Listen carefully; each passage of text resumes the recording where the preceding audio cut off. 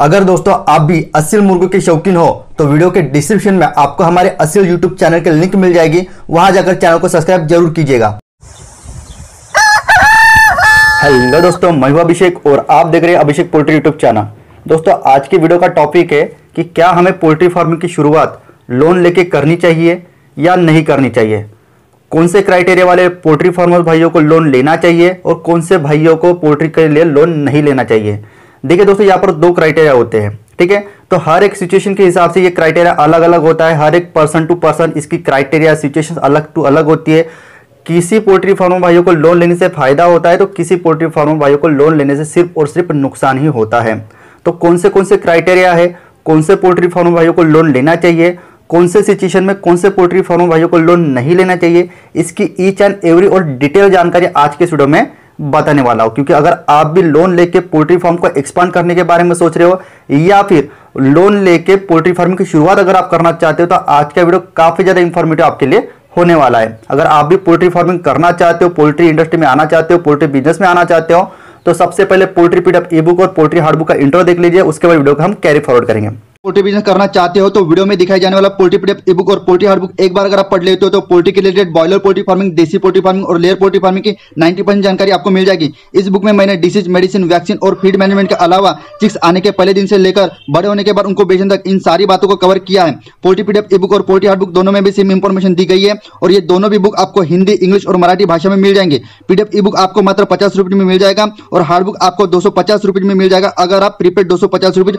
Online पे करके इस बुक को खरीदते हो तो। और अगर आप कैश ऑन डिलीवरी पे इस बुक को मंगवाना चाहते हो तो आपको 50 रुपए एक्स्ट्रा कैश कलेक्टिंग चार्जेस पे करना पड़ेगा। अधिक जानकारी के लिए या फिर इस बुक को खरीदने के लिए 91761143 इस व्हाट्सएप नंबर पे मैसेज कीजिए। सबसे पहले बात कर लेते हैं कि कौन से पोल्ट्री फार्मर भाइयों को अपने बिजनेस के लिए मतलब पोल्ट्री के बिजनेस के लिए बैंक से लोन लेना चाहिए। देखिए सबसे पहली बात तो अगर आपके पास 2 से लेकर 3 साल का पोल्ट्री फार्मिंग का एक्सपीरियंस है, चाहे उसके लिए आपका खुद का पोल्ट्री शेड हो या फिर 3 सालों से आपने किसी का पोल्ट्री शेड रेंट से लिया हो, उससे फर्क नहीं पड़ता। लेकिन अगर आपको एक्चुअल और प्रैक्टिकल पोल्ट्री फार्मिंग क्या है, पोल्ट्री फार्मिंग की मार्केटिंग, पोल्ट्री फार्मिंग क्या रिस्क, पोल्ट्री फार्मिंग के रेट्स, अप्स एंड डाउन और रिस्क और सिचुएशन, ये सब कुछ अगर बातें आपको एक्सपीरियंस और नॉलेज है, ऐसे समय में अगर आपको 2 से लेकर 3 सालों में एक्सपीरियंस आया है कि नहीं भैया मैं पिछले 2 से लेकर 3 सालों में कुछ थोड़ा बहुत लॉस खाने के बावजूद भी 80% तक के मैक्सिमम केसेस में मैंने प्रॉफिट ज्यादातर कमाया है, तो ऐसे सिचुएशन में अगर आपको इस तरीके का पॉजिटिव रिस्पॉन्स आता है, ठीक है, और आपका अगर मान के चले 2000 स्क्वायर फीट का शेड है, 2000 क्वांटिटी के बर्ड्स आप रेगुलर बेसिस पे पालते हो, तो उसके बाद अगर आपको उसको 5000 स्क्वायर फीट पे या फिर 10,000 क्वांटिटी पे उसको एक्सपांड करना है, जो कि आपको 2 से लेकर 3 सालों को बहुत ही ज्यादा 80% पॉजिटिव एक्सपीरियंस आया है, अच्छा खासा प्रॉफिट आया है, जो कि आपको एक विश्वास भी आ गया है कि भैया मैं 2000 क्वांटिटी में बहुत ही अच्छा खासा प्रॉफिट कमाया हूं, जो कि आपके पास कहां पर उस अपने मुर्गों को बेचना है, कैसे ज्यादा रेट में बेचना है, इन सभी की सभी पूरी की पूरी मालूमात आपके पास तैयार है। ऐसे ही सिचुएशन में आपको बैंक से लोन लेना है अपने पोल्ट्री फार्म के बिजनेस को एक्सपांड करने के लिए, क्योंकि आपके पास रिस्क फैक्टर क्या होता है, मुर्गियों का मैनेजमेंट कैसे करना है, बिजनेस को प्रॉफिट कैसे दिलवाना है, इस सभी की सभी एक्चुअल और प्रैक्टिकल जानकारी आपके पास होती है। यहां तक के बात क्लियर हो गई कि इन भाइयों को पोल्ट्री फार्म के बिजनेस को एक्सपांड करने के लिए जिनके पास 2 से लेकर 3 साल का एक्सपीरियंस होता है उनको बैंक से लोन लेना चाहिए। 100% लोन उस मामले में आपको आपका बिजनेस एक्सपांड करने के साथ साथ आपकी इनकम 2 गुने 3 गुने 4 गुना करने में काफी ज्यादा मदद करेगा, क्योंकि आप पहले से ही प्रॉफिट कमा रहे हो पोल्ट्री फार्म के बिजनेस में। ऐसे में अगर आप अपने बिजनेस को एक्सपांड करते हो तो आगे में जाकर भी आपको लोन लेने के बाद पैसे के एक्सपांड होगा आपका बिजनेस और प्रॉफिट भी बढ़ेगा। अभी बात कर लेते हैं दूसरे क्राइटेरिया वाले पोल्ट्री फार्म भाइयों की, किनको लोन लेके पोल्ट्री फार्मिंग का बिजनेस नहीं करना चाहिए। मेरा ये वीडियो आप यूट्यूब पे देख रहे हो, ठीक है, यूट्यूब पर भैया बहुत सारा कचरा पड़ा है पोल्ट्री फार्मिंग को लेके, ठीक है भैया, 1000 मुर्गियां पालो और 10 लाख रुपए की कमाई करो, भैया कॉन्ट्रैक्ट पोल्ट्री फार्मिंग करो और साल भर 2 साल में करोड़ों की इनकम करो। इस तरीके के वीडियो देख के अगर आप अपना मन बना रहे हो कि भैया मुर्गी पालने के लिए क्या लगता है, भैया छोटा सा चिक्स लाना है, 1 डे ओल्ड चिक्स, उसको दाना पानी देना है, 1 किलो का देसी मुर्गा होने के बाद मार्केट में बेच देना और 2 किलो का मुर्गा अगर ब्रॉयलर का होता है तो उसको मार्केट में बेच देना है, इतनी इजी सी चीज होती है, तो पैसा लगाकर पैसा कमाना है। अगर सिर्फ इतनी सस्ती बातें सुनकर लाखों की इन्वेस्टमेंट,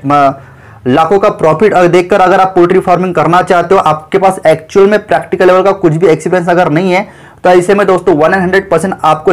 जो भी लोन होगा वो आपको ले डूबेगा। या दोस्तों मैंने जैसे कि पहले ही बोला, जिनको पोल्ट्री फार्मिंग का एक्चुअल प्रैक्टिकल एक्सपीरियंस है और नॉलेज है वही लोग लोन लें। क्यों मैं ऐसे कह रहा हूं? देखो दोस्तों, क्या होता है ना, ये जो पोल्ट्री फार्मिंग का जो बिजनेस है वो हाई रिस्क वाला बिजनेस है। आपकी मुर्गी जो होती है ना, वो जिंदा चीज है, वो कभी भी बीमारी से मर सकती है। ऐसे में अगर आपके पास प्रॉपर ट्रेनिंग, प्रॉपर एक्सपीरियंस और प्रॉपर नॉलेज नहीं रहा, अगर किसी कारण की वजह से अगर आपके पास वायरल बैक्टीरियल अगर डिसीज आता है, आप उसकी प्रॉपर रोकथाम नहीं कर पाते हो, मैनेजमेंट प्रॉपर्ली उसकी नहीं करते हो, आपका एफसीआर अगर मेंटेन नहीं होता है, तो ऐसे में 100% बहुत सारे पोल्ट्री फार्मर्स ने यहां पर लॉस खाया है और आगे भी खाते रहेंगे। यहां पर ना फीड का दोष होता है, ना ही चिक्स का दोष होता है, यहां पर आपका दोष होता है क्योंकि आपने प्रॉपर्ली मैनेजमेंट नहीं किया। क्या पोल्ट्री फार्मिंग आप कर सकते हो? क्या जो भी क्राइटेरिया या फिर इन्वेस्टमेंट या फिर जो भी मैनेजमेंट या फिर मेहनत जो लगती है पोल्ट्री फार्मिंग को, वो आप करने को तैयार हो?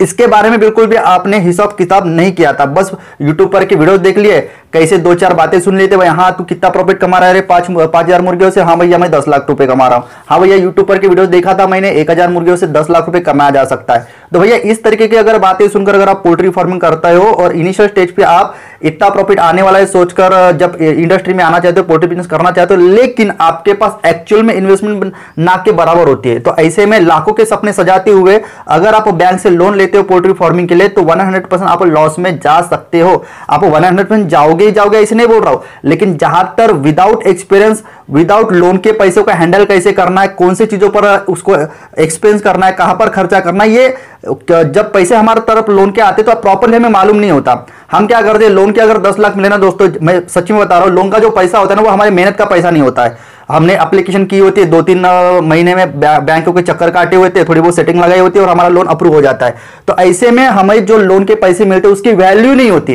तो क्या करते हैं ना दोस्तों, जैसे कि 10 लाख मिले मान के चले, तो हम क्या करते हैं, जो नया नया बंदा होता है ना, वो डायरेक्टली 6-7 लाख रुपए तो सिर्फ और सिर्फ पोल्ट्री शेड के पीछे ही खर्चा कर देता है। भैया ने तो 3000 स्क्वायर फीट का पोल्ट्री शेड का कंस्ट्रक्शन करवा लिया, लेकिन अभी 3000 स्क्वायर फीट में 3000 मुर्गे डालने के उस भाई के पास पैसे नहीं होते। उसके बाद मंथली जो बैंक की ईएमआई भरनी पड़ती है वो तो अलग की बात। उसके बाद भाई जो अभी नया नया इंडस्ट्री में पोल्ट्री बिजनेस में ना उसको एक्सपीरियंस है, डिसीज को कैसे हैंडल करना है, वायरल बीमारी क्या होती है, बैक्टीरियल बीमारी क्या होती है, ठीक है, एफसीआर कैसे मेंटेन करना है, फीड मैनेजमेंट किस हिसाब से करना है, क्या देसी मुर्गों की फार्मिंग करते समय लो कॉस्ट मटेरियल के अरेंजमेंट करना होता है, ये सभी के सभी चीजें अंदरूनी बातें, उसको सपोर्टिव कोई भी नहीं होता। तो ऐसे में ज्यादातर पोल्ट्री फार्मर्स लॉस खाते हैं। ऐसे में अगर आप लोन लेकर बिजनेस की शुरुआत करते हो, तो जहां पर आपको प्रॉफिट आए या ना आए उससे बैंक को कोई लेन देन नहीं होता, तो ऐसे में तो आपकी बहुत ज्यादा लग जाती है। तो इसलिए मैं बोल रहा हूं कि अगर आपके पास पिछले 2-3 साल का एक्सपीरियंस है और वो भी एक्सपीरियंस अगर आपका पॉजिटिव है और ऊपर से अगर आपको एक विश्वास है कि भैया नहीं, अगर मैं इस 10 लाख के मैं 20 लाख कर सकता हूं अपने पोल्ट्री बिजनेस को एक्सपांड करके, तो 100% आप लोन लीजिए।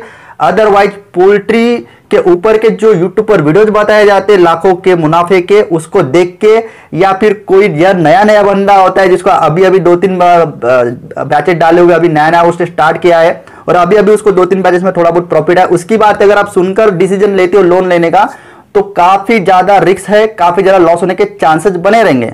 तो 100% जब आपको एक्सपीरियंस आएगा अपने बिजनेस को एक्सपांड करने के लिए आपको लोन लेना है, यही मेरा ओपिनियन है। आई होप दोस्त वीडियो में दी गई जानकारी आपको अच्छी लगी होगी। इसी तरह का पोल्ट्री फार्मिंग का नॉलेजफुल वीडियो लेकर मैं मिलता हूं आपको नेक्स्ट वीडियो में। वीडियो को लाइक कर दीजिएगा। जय हिंद, जय भारत। अगर दोस्तों आप भी असील मुर्गों के शौकीन हो तो वीडियो के डिस्क्रिप्शन में आपको हमारे असील यूट्यूब चैनल के लिंक मिल जाएगी, वहां जाकर चैनल को सब्सक्राइब जरूर कीजिएगा।